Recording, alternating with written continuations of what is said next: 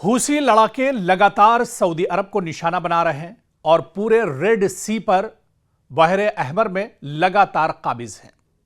सबसे बड़ा सवाल दरअसल यह उठता है, आज इसे हम समझने की कोशिश करेंगे कि हूसी बमुकाबला सऊदी अरब आखिर यह जंग थम क्यों नहीं रही है, यह कशीदगी आखिर कम क्यों नहीं हो रही है, हूसी लगातार सऊदी अरब को निशाना क्यों बना रहे हैं, या इसके बाद अब जो मक्का पैक्ट हुआ है, मक्का दिफाई मुआहदे के बाद क्या कुछ सूरत हाल बदलेगी या इस मुआहदे के असरात क्या कुछ होंगे, इसी को दरअसल हम तफसील में समझेंगे। एक तरफ सऊदी अरब है, मशरिक़ वुस्ता की बड़ी माशी और फौजी ताकत, और दूसरी तरफ यमन का हूसी ग्रुप जो बरसों से सऊदी अरब की ताकत को चैलेंज करता आया है। कभी मिसाइल सऊदी शहरों की तरफ दागे जाते हैं, कभी ड्रोन से तेल की तंसीबात को निशाना बनाया जाता है, और कभी यमन की सरजमीन पर जवाबी हमले होते हैं। और अब जब खित्ते में पहले ही ईरान, अमेरिका, इजराइल और खलीजी ममालिक के दरमियान कशीदगी इंतहाई हसास मरहले में है, हूसियों और सऊदी अरब के दरमियान महाज दोबारा गर्म होता दिखाई दे रहा है। तो सवाल यह है कि आखिर सऊदी अरब और हूसियों के दरमियान असल तनाजा क्या है, असल लड़ाई ये क्यों है, ये कशीदगी क्यों बरकरार है, और सबसे अहम सवाल यह कि मक्का मुकर्रमा में सऊदी अरब, पाकिस्तान और तुर्किया के नए मुश्तरका दिफाई मुआहदे के बाद क्या हूसियों के लिए हालात मजीद मुश्किल होने वाले हैं। दरअसल इसी को तफसील में समझना होगा।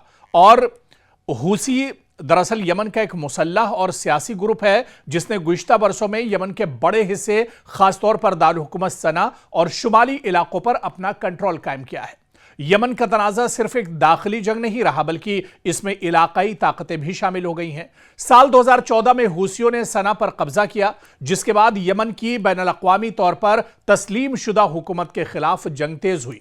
साल 2015 में सऊदी अरब ने इत्तिहादी ममालिक के साथ मिलकर यमन में फौजी मुदाखलत शुरू की ताकि हूसियों को पीछे धकेला जा सके और बैनुल अक़वामी तौर पर तस्लीम शुदा हुकूमत को सहारा दिया जा सके। यही वो लम्हा था जब सऊदी अरब और हूसियों का तनाज़ा बराह रास्त जंग में तब्दील हो गया। फिर उसके बाद आप देखिए कि असल मसला सिर्फ यमन की सियासत नहीं है, बल्कि सऊदी अरब और यमन की सरहद तवील है और हूसी जंगजू सऊदी सरजमीन को मिसाइल और ड्रोन हमलों से निशाना बनाने की सलाहियत रखते हैं। गुज़िश्ता बरसों में सऊदी शहरों, हवाई अड्डों, फौजी तंसीबात और तवानाई के बुनियादी ढांचे को निशाना बनाने वाले मुताद्दिद हमले हूसियों की तरफ से किए गए हैं। साल 2019 में सऊदी अरब की अबीक और खरीस तेल तंसीबात पर ड्रोन हमलों ने पूरी दुनिया को हिला दिया था। हूसियों ने हमले की जिम्मेदारी कबूल की थी, अगरचे सऊदी अरब और अमेरिका ने हमले के माखज और ईरान के किरदार पर मुख्तलिफ दावे भी उस वक्त किए थे। लेकिन यहां से सऊदी अरब के लिए एक बुनियादी खतरा सामने आया था और उसका नाम था हूसी ग्रुप, यानी हूसी मुजाहिदीन या लड़ाके। अब आप देखिए कि अगर यमन में हूसी ताकतवर रहते हैं तो सऊदी अरब की जुनूबी सरहद हमेशा दबाव में रह सकती है। लेकिन हूसियों का सऊदी अरब से असल मुतालबा दरअसल क्या है, क्योंकि हूसियों का मौकफ है कि सऊदी अरब और उसके इत्तिहादियों ने यमन में फौजी मुदाखलत करके उनके खिलाफ जंग की है, लिहाजा वो सऊदी फौजी कार्रवाइयों के खात्मे, यमन से बैरूनी फौजी दबाव कम करने और अपने सियासी इलाकाई मफादात के तहफ़्फ़ुज़ का मुतालबा करते रहे। दूसरी तरफ सऊदी अरब का कहना है कि यमन को ऐसा प्लेटफॉर्म नहीं बनने दिया जा सकता जहां से सऊदी सलामती को मुस्तकिल खतरा हो, यानी दोनों तरफ बुनियादी मसला एक दूसरे पर एतमाद का फुकदान है, एतमाद की कमी है। यहां एक अहम पॉइंट या एक अहम नुक्ता समझना जरूरी है कि साल 2022 में जंग की बड़ी फ्रंट लाइंस बड़ी हद तक मुंजमद हो गई और सऊदी अरब और हूसियों के दरमियान मुज़ाकरात की उम्मीद पैदा हुई, लेकिन अमन मुकम्मल तौर पर कायम नहीं हो सका। हूसी अब भी यमन के बड़े हिस्से पर काबिज हैं और दूसरी जानिब यमन की बैनुल अक़वामी तौर पर तस्लीम शुदा हुकूमत और इसके इत्तिहादी भी मौजूद हैं। यानी जंग का बड़ा महाज खामोश जरूर हुआ, लेकिन तनाज़ा खत्म नहीं हुआ। और अब साल 2026 में हालात दोबारा खराब होते दिखाई दे रहे हैं, या यह कहा जाए कि हालात एक तरह से कशीदा बने हुए हैं। और फिर आप देखिए कि हालिया दिनों में हूसियों और सऊदी अरब के दरमियान कशीदगी दोबारा एक तरह से बढ़ रही है। सऊदी अरब ने जीजान में एक आरामको तंसीब पर हमले की इत्तला दी और कहा कि आग पर काबू पा लिया गया है। दूसरी तरफ यमन के अल-मखा बंदरगाह पर हूसियों के मिसाइल और ड्रोन हमलों में कम से कम 7 अफराद हलाक हुए, जिनमें शहरी भी शामिल थे। हूसियों ने हमले की जिम्मेदारी कबूल करते हुए कहा कि उनका हदफ सऊदी फौजी अहलकार और हथियारों के जखीरे थे और इसके बाद मजीद मिसाइल हमलों की इत्तलात भी सामने आई। यानी जो तनाजा कुछ अरसे से निस्बतन कम शिद्दत का दिखाई दे रहा था, इसमें दोबारा फौजी सरगर्मी एक तरह से बढ़ रही है। और अब आप देखिए कि हूसी सऊदी तनाजे को ईरान के बगैर समझना मुश्किल है, क्योंकि हूसियों को ईरान के करीब समझा जाता है और ईरान पर हूसियों को हथियार, टेक्नोलॉजी और दीगर मुआवनत फराहम करने के इल्जाम आयद होते रहे। लेकिन यह कहना भी दुरुस्त नहीं होगा कि हूसी सिर्फ ईरान के हुक्म पर चलने वाली फोर्स है।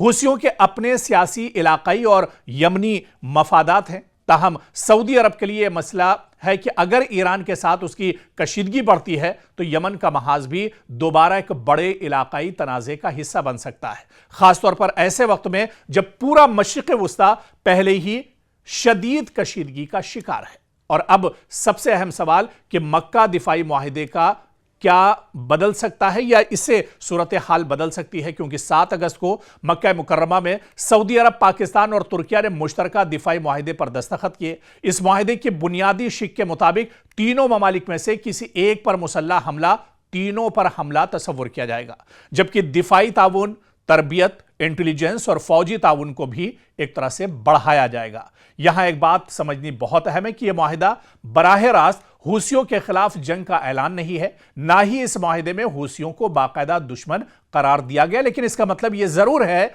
कि सऊदी अरब पर किसी बड़े मुसल्लह हमले की सूरत में रियाज अब सिर्फ अपनी फौजी ताकत या रिवायती इत्तेहादियों पर इन्हिसार नहीं करेगा। इसके बाद पाकिस्तान और तुर्किया के साथ दिफाई ताउन का एक नया फ्रेमवर्क भी मौजूद होगा, जिससे कहीं ना कहीं अब हूसियों पर इसका असर जरूर पड़ेगा, या जो ममालिक सऊदी अरब पर या दूसरे ममालिक पाकिस्तान और तुर्किया पर हमला करना चाहते हैं, वह हमला करने से पहले एक बार जरूर अपना कदम उठाने से पहले सोचेंगे।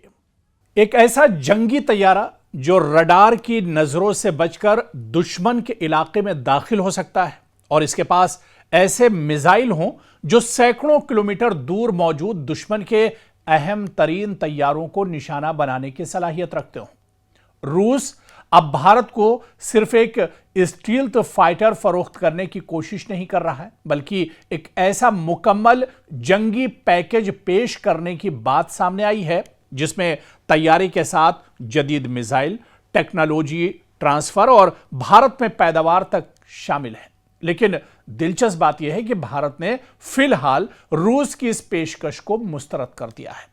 आखिर रूस Su-57 के लिए इतना बड़ा पैकेज भारत को क्यों देना चाहता है, और अगर यह तैयारा भारत को मिल जाए तो चीन और पाकिस्तान के खिलाफ इसकी फजाई ताकत पर क्या असर पड़ सकता है? दरअसल इसे तफसील से समझना होगा, क्योंकि सबसे पहले हमें यह समझना होगा कि Su-57 तैयारे की खासियत क्या है, क्योंकि रूस का Su-57 5वीं नस्ल का स्टील्थ मल्टी रोल फाइटर है और इसका बुनियादी मकसद सिर्फ फजाई लड़ाई नहीं बल्कि दुश्मन के अहम टारगेट के खिलाफ तवील डिस्टेंस की कार्रवाई, फजाई बरतरी और जदीद सेंसर्स और हथियारों के जरिए जंगी मैदान में बरतरी हासिल करना है।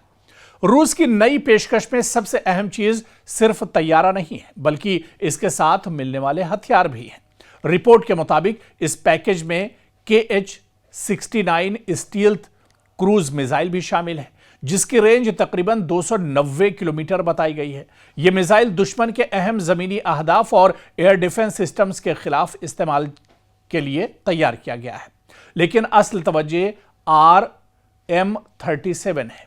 एक R-37M यानी long range air to air missile, इसे दुश्मन के जंगी तैयारों के साथ साथ ऐसे बड़े और कीमती फजाई प्लेटफॉर्म्स के खिलाफ इस्तेमाल किया जा सकता है जो फ्रंट लाइन से काफी पीछे रहकर ऑपरेशन करते हैं। तो ये जो डील है दरअसल WACS आसमान में उड़ने वाला एक तरह का रडार स्टेशन होता है और यह दुश्मन के जंगी तैयारों के नक्ल हरकत देखता, मालूम करता है और उनकी जो मालूमात होती है उन्हें जमा करता है और अपने फाइटर जेट्स को हदफ तक पहुंचाने में मदद देता है। इसलिए अगर किसी मुल्क की जंगी हिकमत अमली में AWACS को निशाना बनाया जाए तो पूरे फजाई ऑपरेशन पर असर पड़ सकता है। और रूस दरअसल यह डील भारत से करना चाह रहा है, लेकिन अभी तक भारत ने इस डील में दिलचस्पी नहीं दिखाई है।